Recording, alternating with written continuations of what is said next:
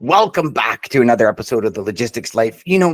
Throughout this journey in our careers, I think we have this challenge with mindset, the challenge with uncertainty, and the challenge with knowing things are going to happen in the time that they happen.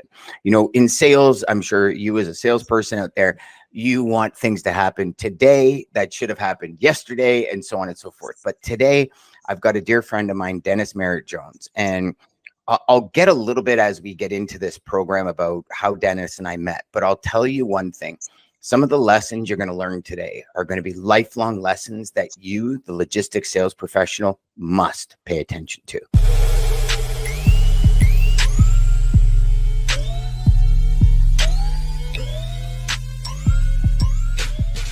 Hey, everybody. So today on The Logistics Life, as I said in that quick intro, we got Dennis Merritt-Jones. Dennis, welcome, my friend. How are you? I'm doing fine, my friend. It's good to see you. It's been a while. It's been a long while, my friend, and I've been keeping up with what you're doing, following you on socials, seeing all your great posts. And I got to say, one of the best moments that I still, 10 times a day at least, I tell myself, is when you said, and after I read both your books originally before this latest one, where you walk out to the edge of uncertainty and take a breath. Mm-hmm. Come to the edge. And I love that, because I think now more than ever, there's a lot of people facing uncertainty in their life. Yeah, there are. Well, life has always been uncertain. It's just that it doesn't affect us until it spills into our personal lives. Then all of a sudden, uncertainty becomes a real issue. That's interesting. So dive into that a little bit, Dennis, because I think this is going to help a lot of people. See, as I said to you before, most of our audience is salespeople, and executives. But in sales specifically, and I'm a little biased because that's my career. There is a lot of challenges these days. Some people are calling it rejection whiplash, rejection slumps. It is so difficult in the sales world. How's one to keep that mindset of growth, of positivity in such a negative environment? Well, you have to have a clear sense of where you want to go in your life and have a vision for that. And the vision, you have to commit to a vision that is above and beyond what anybody else can do or say is going to try to pull it off course. Circling back around to the idea of uncertainty, life has been uncertain since the beginning of time. Nobody knows what's going to happen in the next moment. So the question is not, is uncertainty a reality or not? Yes, it is. It's a reality for everybody. The question is, how are you going to learn to live with it in a way that it doesn't stagnate your life or keep you from moving forward where you need to? Mm-hmm. That's in the book, The Art of Uncertainty. There's a quote that I use from Guillaume Apollinaire, great French mystic, poet, social pundit. He wrote, "Come to the edge," he said. They said no. "Come to the edge," he said. They came, and he pushed them, and they flew. So sometimes we need that innate push from within to move forward into what's next, because the fear otherwise will stop us. I just wrote a book about fear and how fear, one of the chapters is dedicated to uncertainty, because fear is one of those things that all of God's creatures have got fear. And the reality is, fear is not a bad thing unless you let it overwhelm you and keep you from moving forward in your life. I think all fear has a message for us, and we have to learn to listen to it.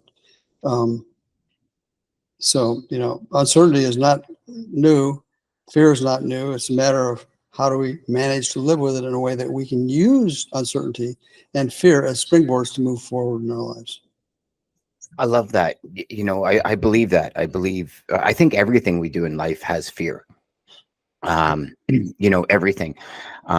Even the most seasoned, people in their industry, I think they wake up every day with fear. I remember Bob Proctor telling me one time, we were sitting down for breakfast, and he said, "Dan, he goes, one thing that tells me that I'm on the right track is when I'm afraid."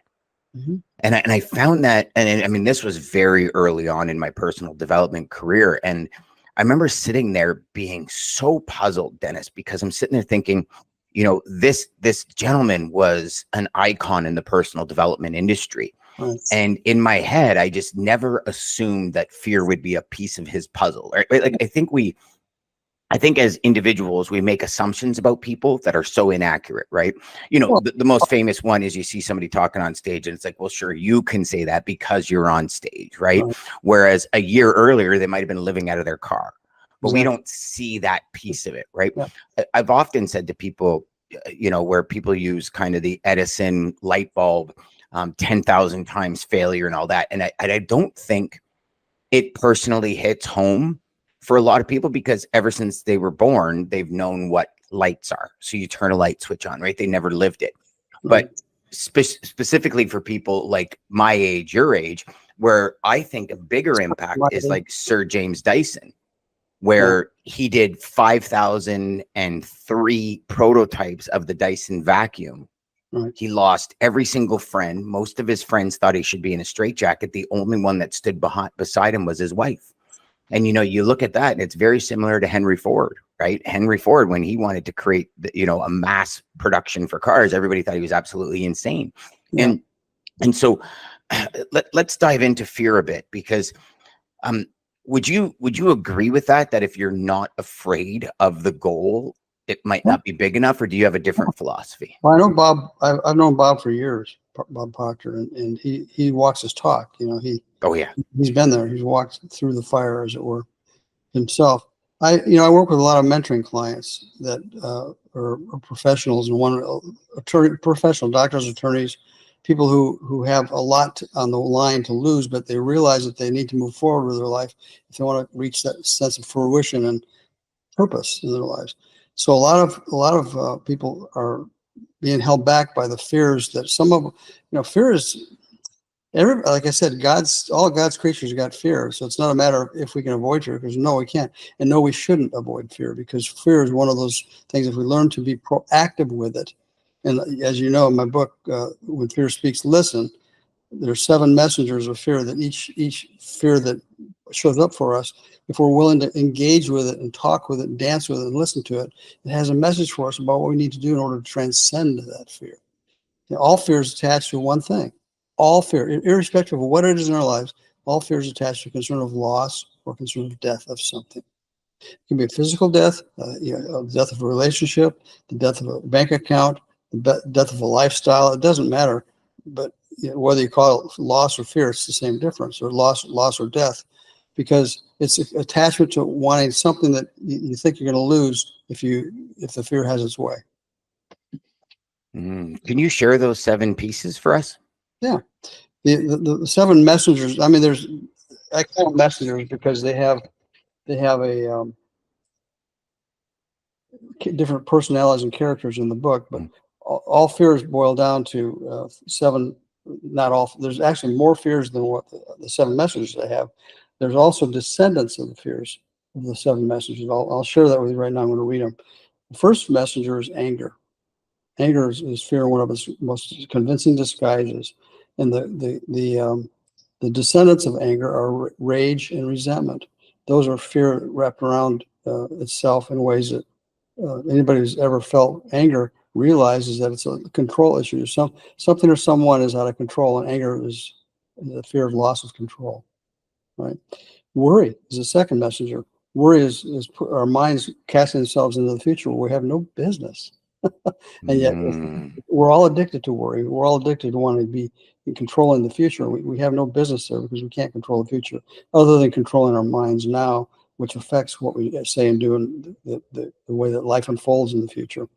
The descendants of fear, of worry, are anxiety and regret. Anxiety is what pushes us into the future, and regret is what pulls us back into the yesterday, where we have no power in either one of those places. And yet our fear of worry is fear of losing something that we haven't arrived at, embraced yet, or something that is yesterday that is done. It has to be let go of. The third messenger is judgment. Oh my goodness. Judgment is fear wrapped up in one of its greatest disguises. Judgment is the one thing that separates us from each other and life itself in the moment. Judgment has the fear of the other, whether it's a person or an event. When we judge, We enter into a place where we are separating ourselves. We enter into duality, if you will. And the descendants of judgment are superiority, inferiority, and hate. And again, all these are what I talk about in the book. It's what the book is about, learning how to listen to the messenger of judgment. When you realize that you're being judgmental, ask yourself, what is it that I'm afraid of in this moment? What am I afraid of? And you'll, if you're willing to dance through the question, you'll get an answer that will help you transcend it in the future. Same way with the fourth messenger is selfishness. Selfishness is, the fear of not enough. Greed, jealousy, and envy are the descendants of selfishness. Everybody on the planet has experienced a sense of selfishness at one point or another in their lives. It's not unhealthy to be selfish. It's unhealthy to stay being selfish. We have to become aware when I think that one of the healthiest things we can do is become aware that we are aware. We have the ability to be self-aware. When we can be self-aware, through self-inquiry, we can begin to witness what's going on in our mind and step outside of our mind. You realize we're the only creature on the planet who has the ability to think a thought or have a feeling and step outside of that thought and analyze it, look at it, prod it, feel it, taste it, smell it, see if it's something that supports us. And if it doesn't, we get a chance to choose again. Choose again. So those are a few of the messengers. If you want, I can give you the rest of them, Dan, if you'd like to. Yeah, definitely. I'd like to ask you a question about that one that we just went through. Okay. So I know there's some people out there that say, sometimes you have to be selfish. Sometimes, because if you can't look after yourself, you can't look after anyone else. Mm-hmm. But how would you separate that? Because I noticed one thing you said is it's okay to be selfish, but not to stay selfish. Right. Well, again, that's the benefit of watching yourself, observing yourself. When you realize that you're being selfish, ask yourself, what am I fear of not enough of in my life? And we got to watch it because we're dealing with the law of cause and effect. When we fall into the trap of believing in not enough, the universe is listening. It has big ears and says, if you want to know what not enough looks like, I'll show you. And I'll help you.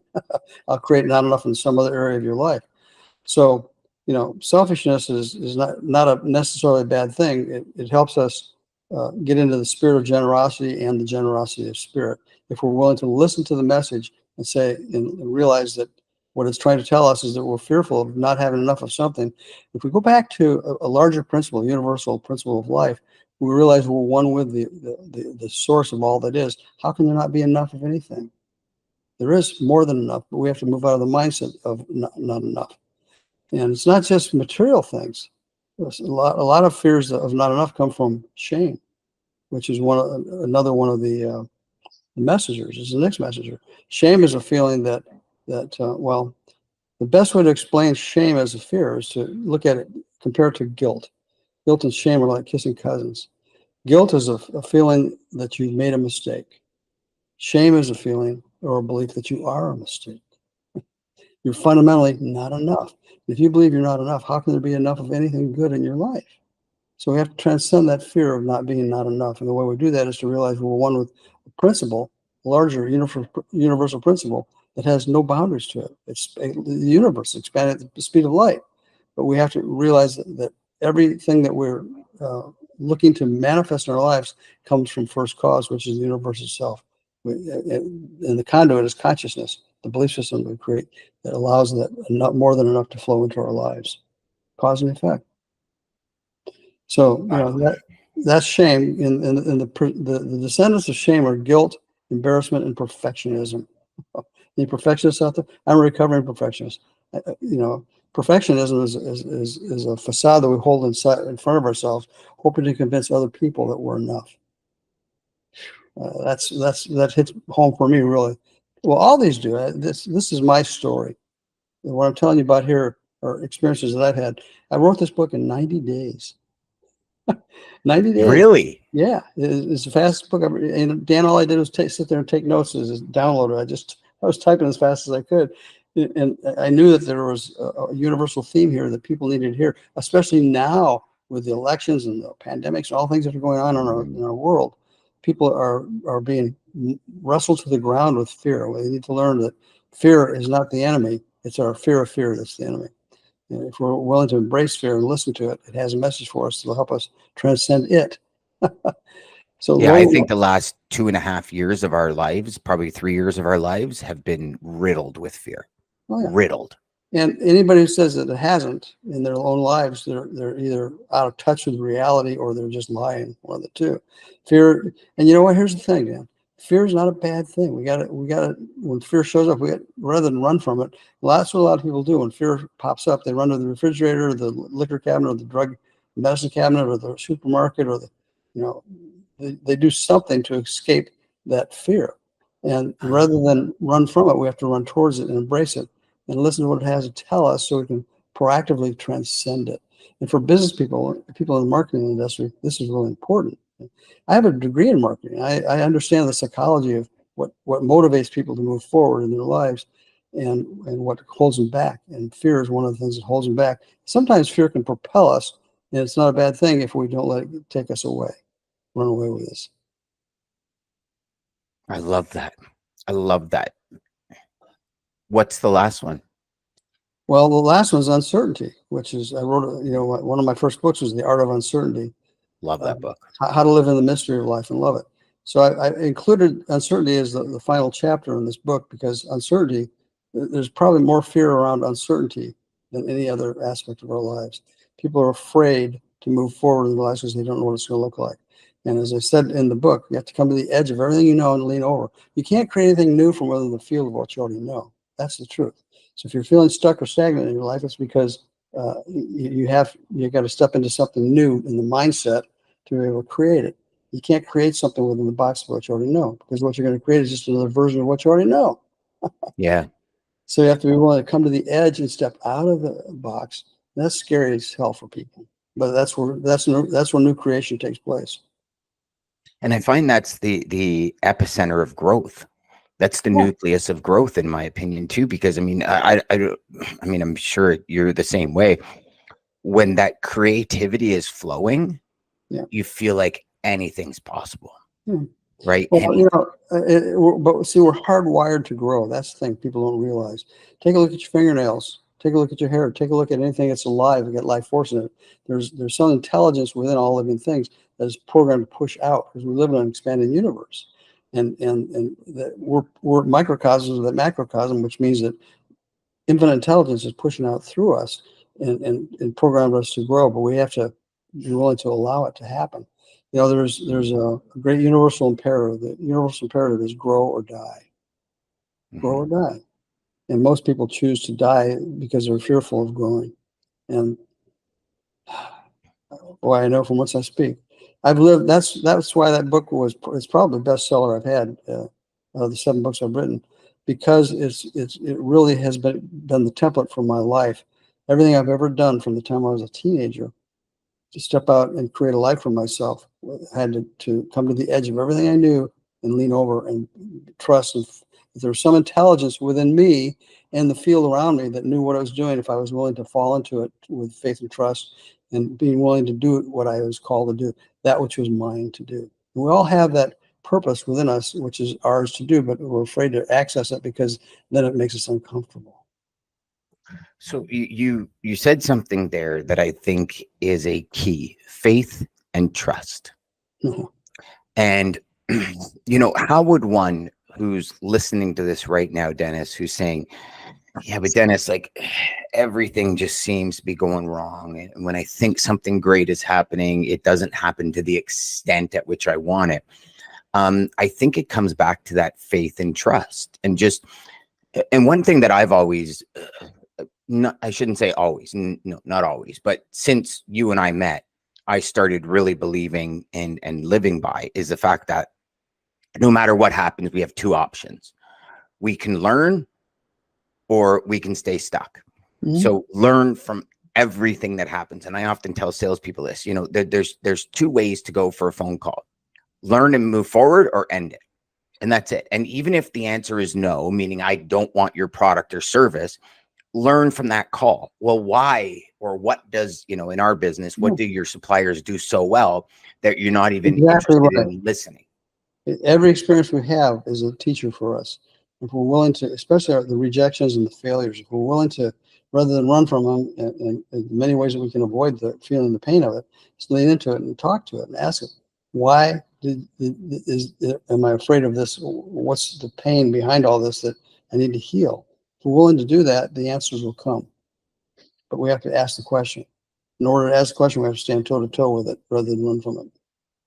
Now, would you also agree that most of the times when we stand toe to toe with it, it's never even close to as bad as we think it's going to be? Yeah. Again, every book I've written, all 7 of them, come from my own experiences. And every experience I've ever had that has been the impetus for a book has come from trusting and knowing that there's more to know about what I don't know about. There's an old saying, teach what you need to learn. Yes. Yes. And so I began teaching everything I needed to learn, even in the books I've written.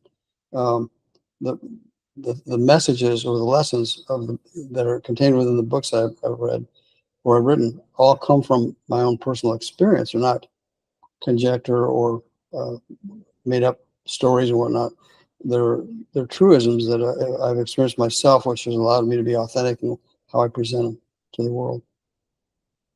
And I think that's a big piece as to why they do so well, Dennis. Yeah. Well, sales, in the marketing business, we're always selling something, whether it's ourselves, a product, a service, we're always selling something. And there's a place within the people we're selling it to that knows if we're coming from an authentic place or not. So the sooner we reach that sense of authentic self, knowing that what we're presenting to the world is valuable and needed. If we don't believe that ourselves, how can we ever bring our customers or clients into knowing that they were ready to have the experience of what we're presenting to them? That makes sense. Yeah, makes total sense. Total sense. So let me ask a question. What do you in writing this your latest book? 'Cause, I mean, obviously, fear is a major topic. How did you distill it down to 7 messengers? Was there something that just out of experience you kind of went through this and okay?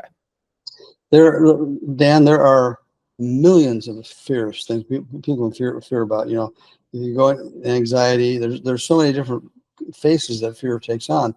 But which is what the message I wanted to get is that there's hundreds of fears, messengers of fear. But what I chose are the 7 that were my own personal experience in my life, how I overcame them.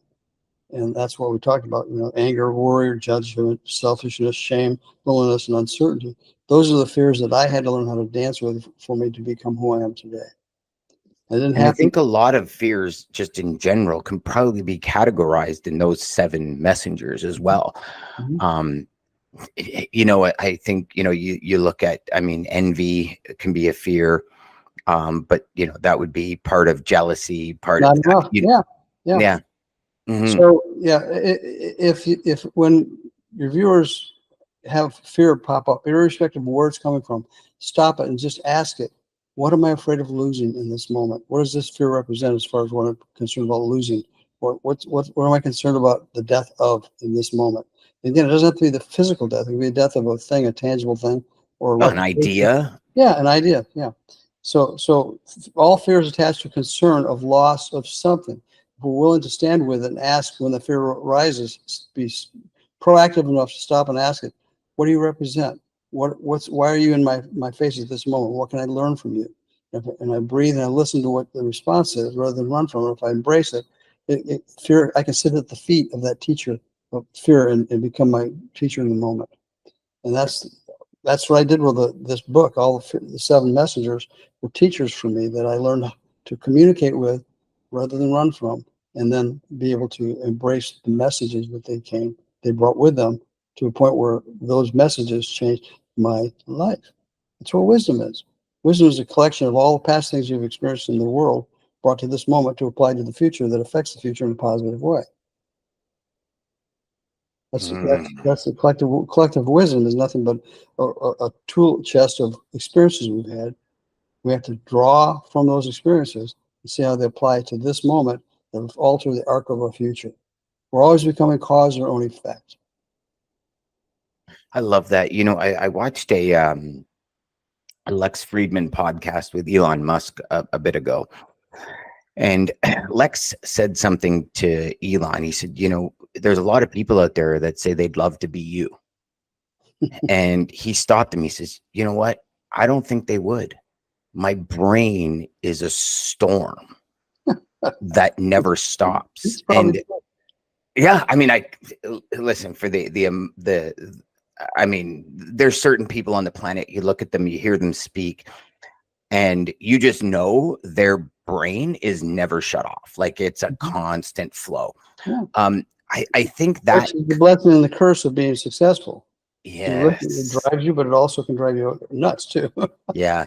Yeah. I mean, hence the reason that, and there's also, right, there's this, I see the perception that we all have. You're walking down the street, you see somebody drive by in an R8 or, drive by in the latest $300,000-$400,000 car. And it's like, most people stop and are like, oh man, I wish.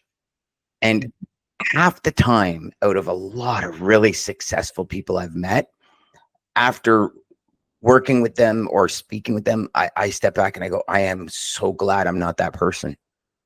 Yeah. It's we don't see those pieces of life. We don't see those pieces of fear. I mean, I remember vividly sitting down with an individual that owns an over $1 billion company in our industry. And I'm having a conversation with him. And I said, what's it like? Because I'm so curious about these things, right? Like, what does it feel like? Like, he said, Dan, the biggest thing for me is I'm always trying to decipher, is this person being authentic or do they want something from me? And he said, so, most people have this perception that you're successful and you live this great life and you got all these great friends. Yeah. And he says, but do you know how many times I've been taken by people that I considered friends? And he says, he says, I kind of attribute it to like winning the lottery. He says, you talk to most like Powerball winners and all that. And it's all of a sudden relatives come out of the blue, right? Like it's all of a sudden all these people that you never knew before in your life. But that perception we have that, and I think it's global, where money is the key to everything, all these ills or all these fears we face. With money, it goes away. And most people think that there's not enough of it in their lives to be whole. Yeah. And that's the attachment to wholeness as a material experience, which it's not. There's a great acronym I use in this book. It's called WIFM, WIIFM. It can mean one of two things: what's in it for me or what's in it from me. And a lot of times, we approach people who we have up on the pedestal with what's in it for me. What can I get from you? How can I garner something from you? Rather than a mindset of what can I bring to it? What's in it from me? If we can step more into the mindset of what's in it from me and realize that we're always bestowing gifts upon other people, even people who may be materially more established than we are, if we're willing to become the observer of our own intentions and thoughts and beliefs, we'll realize whether we're coming from fear and need or love and abundance. So is there two sides, fear and love? Those are the two opposites? Yeah. Mm-hmm. Yeah. In the Course in Miracles, they say there's only two emotions, love and fear. If we're not coming from love, we're coming from fear. And fear is like the big boogeyman in the room that nobody really wants to address, and yet we all experience it. Until we learn how to face it and experience it in a proactive way, it's going to have its way with us. I love that. I love that. In a proactive way, it's going to have its way with us if we don't face it in a proactive way. So I know we got to get moving, but can you, for the last 3 minutes, explain to just share how somebody would address fear in a proactive way, and then share how people can get a hold of you, Dennis? Well, you have to become aware of your thoughts and feelings. There's no other creature on the planet that has the ability to have a thought and think of it, or look at it, and step outside of it, and understand it, and garner the message that it's trying to give us. So become more proactively aware of being aware. Practice self-awareness. Practice the ability to watch your thoughts, stalk them, watch your thoughts and your feelings, and become more emotionally aware, because your emotions will tell you what's going on in your mind before your mind will know. Your emotions will tell you what's going on in your mind. and then you give you a good lead as to what you need to dance with as far as the question, what are you here in my life to help me learn so I can transcend you? Okay. Last bit I'd like to leave with your viewers is remember that who you are matters. You're not here by mistake. You have a purpose on the planet. You're here because you have a gift to bring, and the gift you bring is contained within the life you already have. It's a matter of tapping into it, and that's what your purpose is on the planet: is to step more into the what with them, what's in it from me.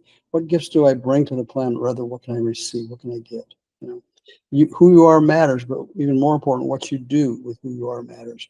You're a wave maker. You're a difference maker. You're here to leave the planet a better place than it was when you got here. I believe that to be true. And if you live in that template or that mindset, your life will be a success. Your life will be rewarding and joyful. It's not always materiality that makes it happen. It's wholeness. Wholeness is a state of mind, not a condition. Well, people can reach me on my website, DennisMerrittJones.com. It's DennisMerritt Jones, JONES.com. You go to Amazon, get my books. My website has lots of free downloads, ebooks and study guides for all my books and whatnot. So if you go to my website, go to the online store. Yeah, I think that's it. Yeah, you'll find downloads for a lot of ebooks and study guides and things that will help you take these ideas and apply them in your life on a daily basis. Realization without application is hallucination. You have divine ahas all day long. If you're not finding a way to apply them in your life, it's often not. So, I love that. Realization without application is hallucination. Yeah. I love that, because I often say it's not the information, it's the application of information that truly changes our results. Yeah. And you know, this is one thing where I'm a big believer in, probably the biggest believer in books. You know, because most of the time, I mean, I think it's an anomaly that you wrote that in 90 days, because typically books are a couple of years of somebody's life. Yeah. Right. And I found a publisher. I found a publisher right away too, because this publisher understood that this was a message that needed to get out there before the elections. Yes. Yeah. Yeah. With fear. Yes. Yeah. I love that. Thanks, Dennis. I really appreciate you being here, man. I'm so excited that we reconnected and got to chat again, and we'll have to stay in touch more. And Dan, keep up the good work. You're making a difference on the planet, man. Thank you, sir. I appreciate that very much. Peace. Take care.